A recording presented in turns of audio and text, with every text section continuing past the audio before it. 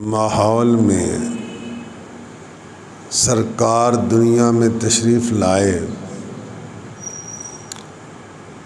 عرب کا دستور تھا کہ دودھ پلانے کے لیے بچوں کو دوسری عورتوں کے حوالے کر دیتے۔ اسی دستور کے مطابق مکہ مکرمہ میں سال میں 1 یا 2 مرتبہ عورتیں آتی اور بچوں کو دودھ پلانے کے لیے لے جاتی۔ سید عالم صلی اللہ علیہ وسلم نے 7 دن اپنی والدہ ماجدہ سیدہ آمنہ رضی اللہ تعالی عنہا کا دودھ پیا، کچھ دن حضرت ثویبہ رضی اللہ تعالی عنہا کا دودھ پیا، اور پھر سیدہ حلیمہ رضی اللہ تعالی عنہا کا آپ نے دودھ پیا۔ عورتیں آئیں، جس عورت کو معلوم ہوتا کہ آپ کے والد ماجد وفات پا گئے ہیں، وہ چھوڑ دیتی کہ زیادہ انعام ملنے کی توقع نہیں تھی، مگر اشاق فرماتے ہیں کہ سرکار نے حضرت حلیمہ کے علاوہ کسی کو قبول ہی نہیں فرمایا۔ جو ہی حضرت حلیمہ آئیں، ان کو اندر بلایا گیا، جیسے ہی انہوں نے رخ مصطفیٰ کو دیکھا دل و جان سے عاشق ہو گئے۔ اپنا ہاتھ سرکار کے سینے پر رکھا، سرکار کی آنکھوں سے ایک نور ظاہر ہوا جو بلندیوں کو چلا گیا۔ حضرت حلیمہ رضی اللہ تعالی عنہا، ان کا ایک بچہ بھی تھا، پہلے اس کے لیے بھی دودھ مناسب مقدار میں نہیں آتا تھا۔ جس اونٹنی پر اور جس دراز گوشت پر آپ اور آپ کے خامد مکہ مکرمہ میں پہنچے تھے، وہ لاغری کمزوری کی وجہ سے سب جانوروں سے پیچھے رہتے تھے، مگر جو ہی حضرت حلیمہ رضی اللہ تعالی عنہا نے سرکار کو دودھ پیش کیا تو آپ میں وافر مقدار میں دودھ پیدا ہونا شروع ہو۔ حضور علیہ السلام نے ایک طرف کا دودھ پی لیا، حضرت حلیمہ نے آپ کو دوسری طرف کا دودھ پیش کیا، آپ نے نہیں پیا۔ جتنا عرصہ آپ دودھ پیتے رہے، ہمیشہ ایک طرف کا دودھ پیا، دوسری طرف کا دودھ نہیں پیا۔ علماء فرماتے ہیں کہ اللہ تعالیٰ نے آپ کی فطرت میں عدل کوٹ کوٹ کر بھرا ہوا تھا، اور اپنے محبوب کو اس بات کا علم دیا تھا کہ ان کا ایک دودھ شریک بھائی بھی ہے، اس لیے سرکار ہمیشہ ایک طرف کا دودھ پیتے رہے، دوسری طرف کا دودھ اپنے بھائی کے لیے چھوڑتے رہے۔ امام اہل سنت اس کو یوں بیان کرتے ہیں: بھائیوں کے لیے ترک پستہ کرے، بھائیوں کے لیے ترک پستہ کرے، دودھ پیتوں کی نسبت پہ لاکھوں سلام، دودھ پیتوں کی نسبت، یعنی آپ نے دودھ پینے کے زمانے میں جو انصاف کیا، اللہ اس پر لاکھوں سلام نازل فرمائے۔ دودھ پیتوں کی نسبت پہ لاکھوں سلام، دودھ پیتوں کی نسبت. اور جب حضرت حلیمہ رضی اللہ تعالی عنہا آپ کو لے کر اپنی قیام گاہ کہہ لو ڈیرے پر آئیں، وہ اونٹنی جس میں دودھ کا نام و نشان نہیں تھا، اس کے تھن دودھ سے بھرے ہوئے تھے. اور جب واپس گئی وہ اونٹنی جو سب سے پیچھے تھی اب سب سے آگے آگے چلتی ہے.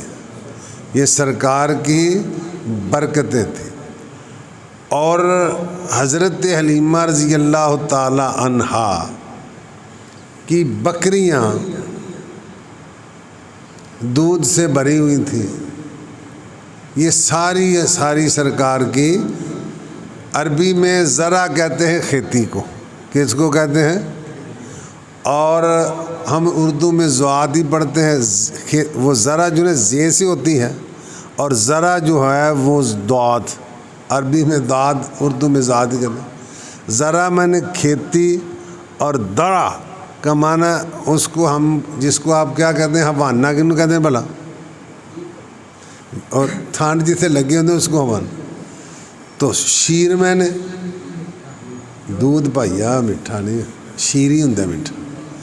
اور پور میں نے بھرا ہوا. تو شاداد میں نے ہری بھریاں، سر سبز و شاداب. تو اب یہ معنی ذہن میں اعلیٰ سے فرماتے ہیں ذرا شاداب ہر ذرا پر شیر سے. حضور کی آمد سے حضرت حلیمہ کی کھیتیاں سرسبز و شاداب ہو گئی اور جانوروں کے تھن دودھ سے بھر گئے. ذرا شاداب ہر ذرا پرشیر سے برکات رضاعت پہ لاکھوں سلام. برکات رضاعت کہتے ہیں دودھ پینے کے زمانے کو. رضاعت کا معنی کیا ہے؟ دودھ پینے کا. تو جو حضور کے دودھ پینے کے زمانے میں برکتیں آئیں اللہ اس پر لاکھوں سلام نازل فرمائے. برکات رضاعت پہ ذرا شاداب کھیتیاں سرسبز و شاداب ہو گئی ہر ذرا پر شیر سے. برکات رضاعت پہ لاکھوں سلام. حضرت حلیمہ آپ کو کہیں باہر نہیں جانے دیتی تھی. ایک دن اتفاق سے آپ اپنی ہمشیرہ حضرت حلیمہ کی بیٹی حضرت شیمہ کے ساتھ بکریاں چلانے کے لیے چلے گئے. حضرت حلیمہ کو جب پتہ چلا تو بڑی پریشان ہوئی کہ اتنی شدید گرمی میں، اتنی شدید دھوپ میں ان کو وہ باہر لے گئی ہیں. تو جب انہیں دیکھا اپنی بیٹی کو ڈانٹا، کہا اتنی شدید گرمی میں ان کو تم باہر لے آئی ہو. تو اس نے کہا اماں جان میرے اس بھائی نے گرمی محسوس نہیں کی، ایک بادل کا ٹکڑا ان پر سایہ کیا ہوا تھا. جب یہ رکتے تھے تو وہ بادل کا ٹکڑا بھی ٹھہر جاتا تھا، جب یہ چلتے تھے تو بادل کا ٹکڑا بھی چلنے لگتا. اللہ اللہ شاہ کونین جلالت، اللہ اللہ شاہ فرش کیا عرش پہ جاری ہے حکومت. اور دیکھنے کہ حضور نے پیدا ہوتے ہی عدل و انصاف کا درس دیا. اگرچہ یہ کوئی واجب لازم تو نہیں تھا مگر سرکار کی اب یہ بات عقل میں تو نہیں آتی ہے نا کہ بچہ پیدا ہو اسے معلوم ہو کہ میرا ایک شریک بھائی بھی ہے. تو مگر میں نے کہتا ہوں کہ جو معجزہ ہوتا ہے نا، نہ عقل کے پیمانے میں ناپا جا سکتا ہے، نہ عقل کے ترازو میں. جو عقل میں آئے وہ معجزہ ہوتا نہیں، جو معجزہ ہو وہ عقل میں آتا نہیں۔ میں نے پہلے معجزہ میں نے کیا عاجز کرنے والا، کس کو؟ عقل کو۔ معجزہ کا معنی کیا ہے؟ عاجز کرنے والا، وہاں تک عقل کی رسائی۔ چلو میں قرآن سے اشارہ کر دیتا ہوں۔ حضرت موسیٰ علی نبینا وعلیہ الصلاۃ والسلام کو فرعونیوں نے جب دریا سے نکالا، اب ابھی دودھ پیتے بچے تھے نا، تو دودھ پلانے والی عورتیں آئیں، آپ نے کسی کا دودھ پیا تھا؟ وَحَرَّمْنَا عَلَيْهِ الْمَرَاضِعَ مِنْ قَبْلُ، اللہ فرماتا ہے کہ آپ کی والدہ کے آنے سے پہلے ہم نے دودھ پلانے والی عورتیں آپ پر حرام کر دی تھی۔ تو آپ نے کسی عورت کا دودھ، مگر جو ہی آپ کی والدہ ماجدہ کو لایا گیا فوراً آپ نے دودھ پینا شروع کر دیا۔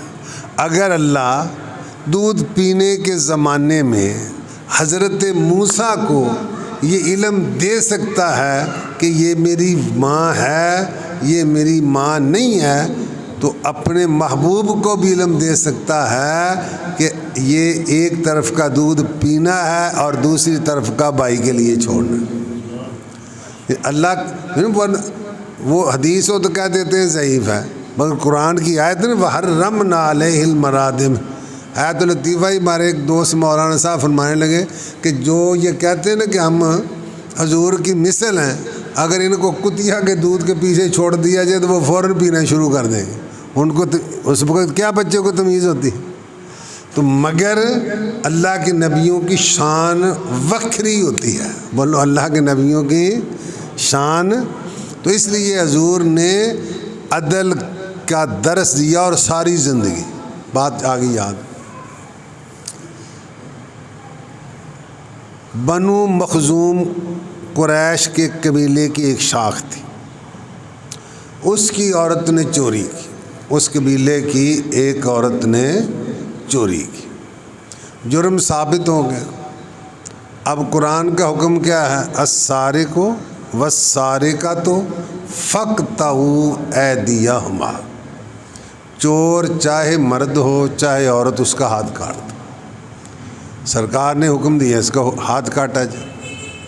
اب اس کے قبیلے والے خاندان والے لوگ جمع ہوئے کہ ہاتھ کٹتا ہے عمر بھر کے لیے معذور ہو جائے گی اور زندگی بھر کے لیے یہ ندامت کا یا کیا کہنا چاہیے کلنک کا ٹیکا اس کو کہتے ہیں لگ جائے گا، بے عزتی رہے گی۔ تو اس لیے کوئی بندہ حضور سے سفارش کرے کہ حضور اس کی سزا بدل دے، کوئی تیار نہیں ہوتا تھا۔ آخر انہوں نے اسامہ بن زید کو تیار کر لیا۔ زید آپ کے متبنہ تھے، متبنہ میں نے منہ بولے بیٹے، اسامہ ان کے بیٹے تھے۔ اور حضور کی سیرت کا یہ پہلو بھی آپ غور فرمائیں کہ اس زمانے میں جب کو غلاموں کو جانوروں سے بھی بدتر سمجھا جاتا تھا، بدتر سلوک کیا جاتا تھا، میرے آقا اگر ایک کندھے پہ امام حسن کو بٹھاتے ہیں تو دوسرے کندھے پر حضرت اسامہ کو بٹھاتے ہیں۔ اسامہ بن زید، ان کو حب رسول بھی کہا جاتا ہے کہ رسول اللہ کے محبوب۔ کائنات کی تاریخ میں سیرت کی ایسی مثال نہیں ملتی ہے کہ ایک غلام کے بیٹے کو اور اپنے نواسے کو ایک درجہ دیتے۔ تیری صورت تیری سیرت زمانے سے یا رسول اللہ، تیری صورت تیری سیرت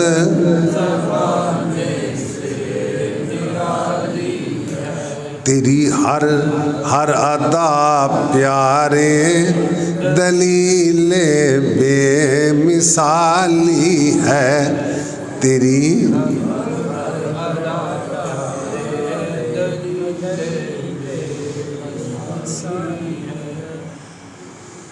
تو حضرت اسامہ کو انہوں نے تیار کر لیا.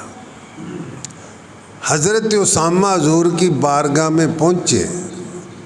جو ہی انہوں نے بات شروع کی سرکار کا چہرہ جلال سے سرخ ہو گیا. فرمایا کیا تم اللہ کی مقرر کردہ حدوں میں سفارش کرتے؟ پہلی قومیں اس لیے ہلاک ہوئی کہ ان میں اگر بڑا جرم کرتا تھا، کوئی صاحب حیثیت غلطی کرتا تھا، اس کو چھوڑ دیتے تھے اور کمزور کو سزا دیتے تھے. اس لیے ان کو ہلاک کیا گیا. اتفاق سے اس عورت کا نام بھی فاطمہ تھا. اتفاق سے اس عورت کا نام بھی. تو میرے آقا نے فرمایا تم اس عورت کی بات کرتے ہو، واللہ لو سرقت فاطمہ تو بنت محمد لقطعت یدہا او کما قال. اللہ کی قسم بالفرض، یہ فرضی صورت ہے، بالفرض والمحال اگر میری بیٹی فاطمہ یہ جرم کرتی تو اس کی سزا بھی یہی ہوتی. تیری صورت تیری سیرت زمانے سے نرالی ہے. سارے نہیں بول دے، تھوڑے تھوڑے بول دے. تیری صورت تیری سیرت بشر. تھوڑی سی آواز اونچی کر جا سونا، تھوڑی سی آواز اونچی کر دے. آواز تھوڑی اونچی کر، میری گل سن بھی لے، تو سچی جنم. تیری صورت تیری سیرت اتر سکتی نہیں تصویر بھی حسن سراپا کی. اتر سکتی نہیں تصویر بھی حسن سراپا کی. کچھ اس درجہ ترقی پر تمہاری بے مثال. کچھ اس درجہ ترقی پر تمہاری بے مثالی ہے. تو حضور علیہ السلام کی ساری زندگی آپ سے کمالات کا ظہور ہوتا رہا، کمالات کا. اب جناب ابو طالب کی کفالت میں تھے، چند سال عمر ہے، قحط برپا ہوا، بارش نہیں ہو رہی. لوگ آپ کے پاس آئے، آپ نے جناب رسول اللہ کو لیا، آپ کی پشت کو خانہ کعبہ کے ساتھ لگایا، آپ نے انگلی کا اشارہ کیا، فوراً بارش شروع ہو گئی. تو بعد میں جناب ابو طالب نے کہا وَأَبْيَضُ يُسْتَسْقَى الْغَمَامُ بِوَجْهِهِ. جب حضور جوانی کے عالم میں، جب آپ نے اعلان نبوت کیا، اس وقت انہوں نے کہا وَأَبْيَضُ يُسْتَسْقَى الْغَمَامُ بِوَجْهِهِ.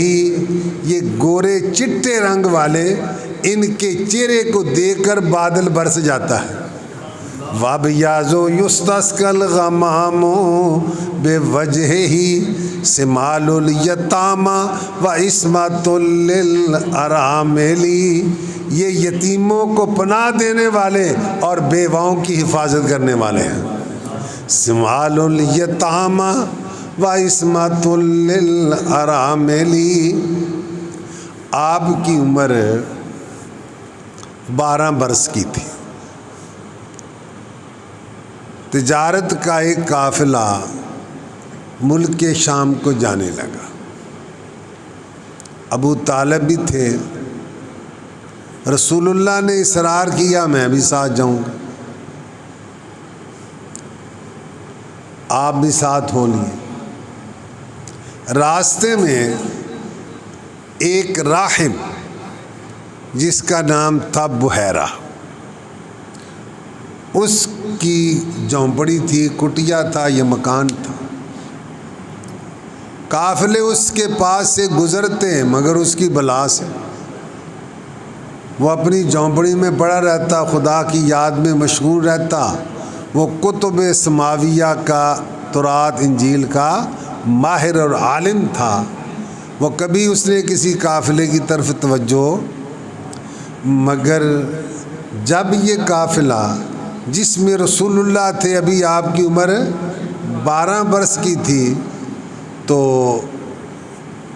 وہ کٹیا سے باہر آیا، حضور کے کندھوں پر ہاتھ رکھ کے کہتا ہے ھذا رسول رب العالمین،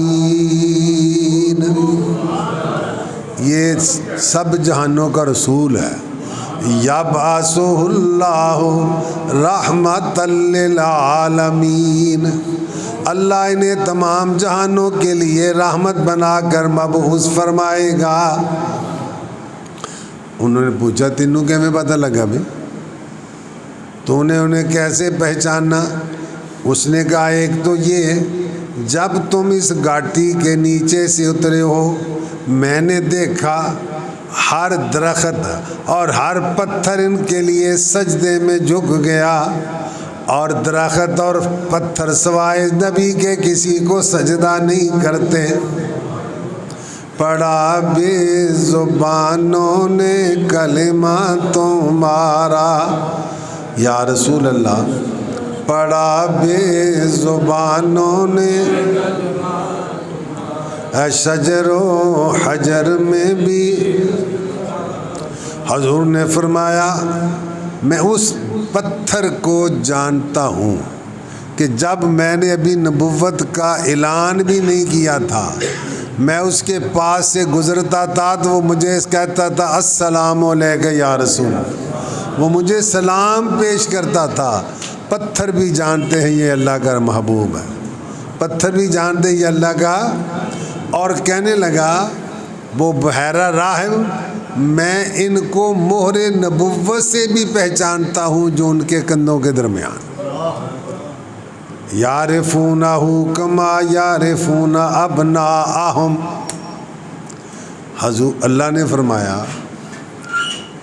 کہ یہ جو اہل کتاب ہے وہ حضور کو ایسے پہچانتے تھے جیسے اپنے بیٹوں کو پہچانتے تھے، ایسے پہچانتے تھے جیسے اپنے بیٹا 10 سال کے بعد ایک نظر دیکھنے سے یقین ہو جاتا ہے نا میرا بیٹا ہے، کوئی غور خوضی لوٹ پہنی ہے۔ تو یعرفونہ، جو انہوں نے تورات اور انجیل میں نبی آخر الزمان کی نشانیاں پڑھی تھیں، ان نشانیوں کو دیکھ کر اور رخ مصطفیٰ کو دیکھ کر انہیں معلوم ہو جاتا تھا یہ وہی ہے جن کا ذکر ہماری کتابوں میں کیا گیا۔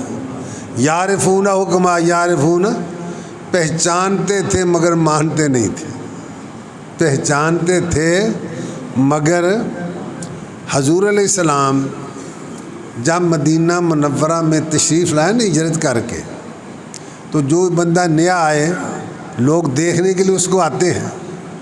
حضرت عبداللہ بن سلام رضی اللہ تعالیٰ عنہ جو تورات کے بہت بڑے عالم تھے، ان کو پتہ چلا، سرکار کے چہرے کو دیکھا تو کہتے ہیں میں نے دیکھتے پہچان لیا کہ ایسا چہرہ کسی جھوٹے کا ہو سکتا ہی نہیں۔ انہوں نے 2-3 سوال کیے، آپ نے جواب دیے، انہوں نے کلمہ پڑھ کر اسلام کو قبول کر لیا۔ عرض کیا یا رسول اللہ، میں ابھی اپنے اسلام کو ظاہر نہیں کرتا کیونکہ یہودیوں نے پھر مجھ پر تہمتیں لگانی ہیں، میں چھپ جاتا ہوں۔ تو پھر جب یہودی آئیں گے تو انہیں میرے بارے میں پوچھنا، تو انہیں میرے اسلام لانے کا پتہ نہیں نا، تو وہ میری تعریفیں کریں گے۔ تو جب وہ میری تعریفیں کریں گے میں پردے سے اٹھ کر اپنے اسلام کو ظاہر کر دوں گا۔ چنانچہ عبداللہ بن سلام چھپ گئے، یہودی آئے سرکار کو دیکھنے کے لیے، تو آپ نے فرمایا کہ عبداللہ بن سلام تم میں کیسا آدمی ہے؟ کہنے لگے خیرنا و ابن خیرنا، وہ بھی ہم سے بہتر، اس کا باپ بھی ہم سے بہتر۔ خیرنا و ابن خیرنا۔ جب یہ بات حضرت عبداللہ بن سلام نے سنی نا تو آتے ہی کہا اشہد ان لا الہ الا اللہ و اشہد ان محمد رسول اللہ۔ اسی لمحے کہنے لگے شرنا و ابن شرنا، اے بھی بڑا پیڑا ہے دا پیو بھی بہت پیڑا سی۔ اسی لمحے کہا خیرنا و ابن خیرنا، تو حضرت عبداللہ بن سلام نے کہا حضور میں اس سے کر کے چھپیا سی تاکہ انہیں مینوں پتہ یہ انہیں قومن بہتن، یہ بڑے بہتان لگانے والے لوگ ہیں۔ تو حضرت عبداللہ بن سلام فرماتے ہیں کہ جب میں نے رخ زیبا کو دیکھا نا، مجھے اپنے بیٹے میں شک ہو سکتا ہے میرا ہے یا نہیں، مگر مجھے اس بات میں کوئی شک نہیں تھا کہ یہ اللہ کے نبی ہے۔ میرے اس بات میں شک ہو سکتا ہے کہ میرا بیٹا ہے، مگر اس بات میں شک نہیں کہ یہ اللہ کے محبوب ہیں۔ اس لیے ہو سکتا ہے کہ بیٹے کے معاملے کوئی خیانت کی ہو، گڑبڑ کی ہو، میرا بیٹا نہ ہو، مگر جو ہی میں نے محمد مصطفیٰ کو دیکھا، ان کے چہرے کو دیکھا، اپنی کتاب کی بیان کی علامتوں کو دیکھا، مجھے یقین کامل ہو گیا کہ یہ وہی ہیں جن کا ذکر ہماری کتاب میں موجود ہے، جن کا ذکر ہماری۔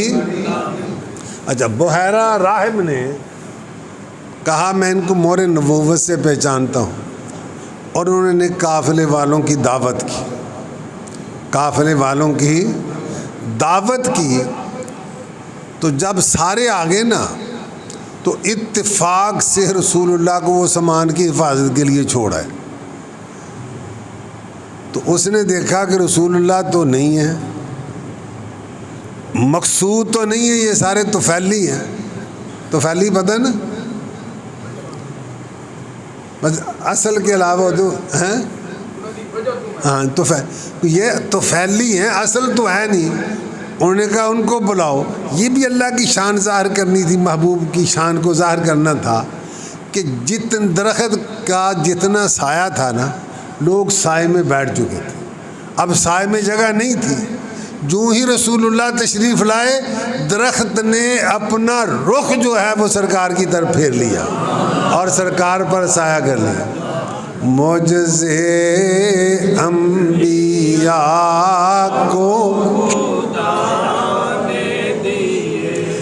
معجزہ بن کے آیا، آپ کے چچا حضرت عباس رضی اللہ تعالی عنہ عرض کرتے ہیں یا رسول اللہ، رأیتک تناغی القمر فی المہد حیث اشرت ما لا علیہ۔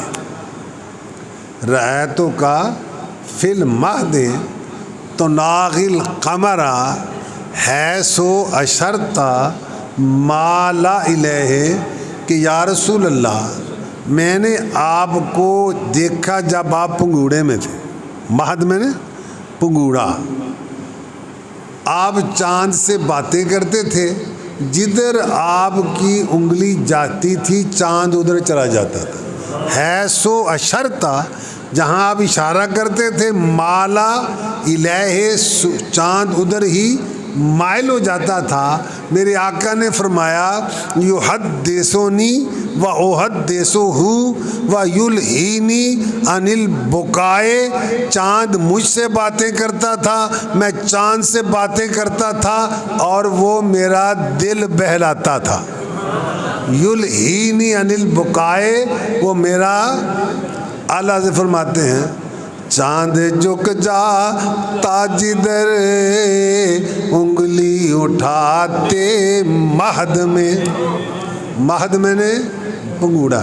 ایک حدیث ہے نا اطلب العلم من المہد الی اللحد، پنگوڑے سے لے کر قبر تک علم تلاش کرتے رہو، علم دی حد کوئی نہیں۔ اور لکھا ہے اکثر صحابہ نے بڑے ہو کر علم حاصل کیا، ظاہر بات اسلام بڑے ہو کر قبول کیا، تو اکثر صحابہ نے بڑے ہو کر علم حاصل کیا تو میرے آقا نے فرمایا اطلب العلم من المہد الی اللحد۔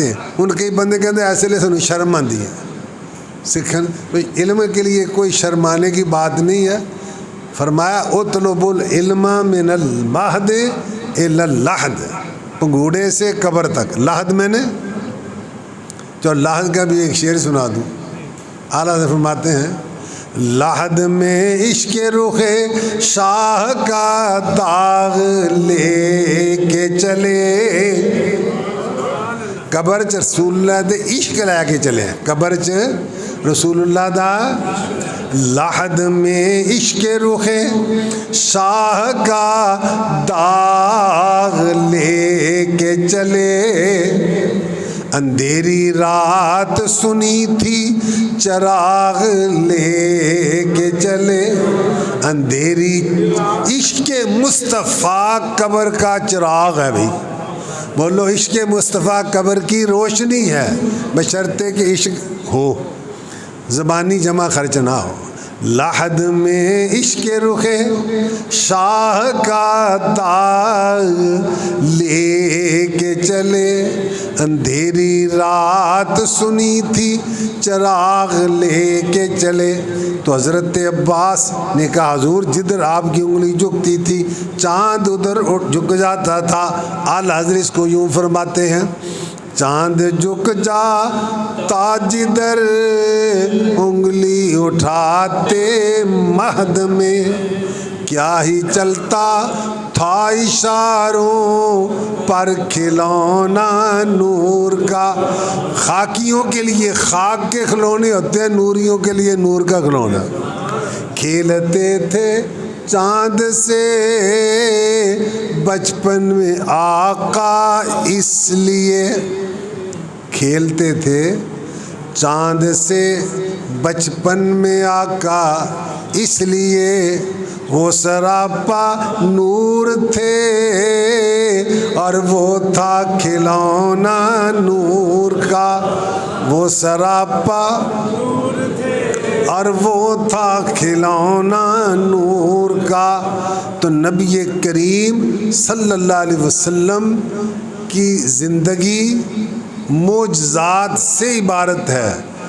باقی نبیوں کو گنتی کے معجزے ملے، مگر میری سرکار سر تا پا معجزہ ہے۔ سر تا پا یعنی آپ کے جسم کا ہر عضو معجزہ ہے۔